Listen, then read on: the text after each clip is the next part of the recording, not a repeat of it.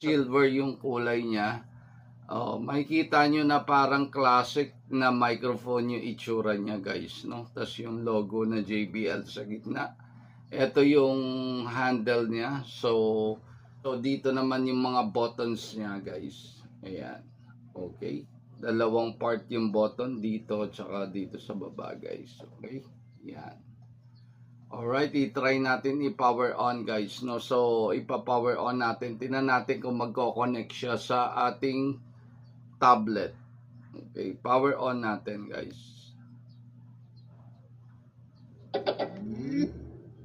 Kung sa baba, i-press natin yung Bluetooth connectivity.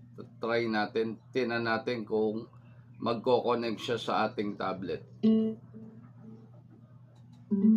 Alright, so nag-connect na siya. Testingin natin yung microphone.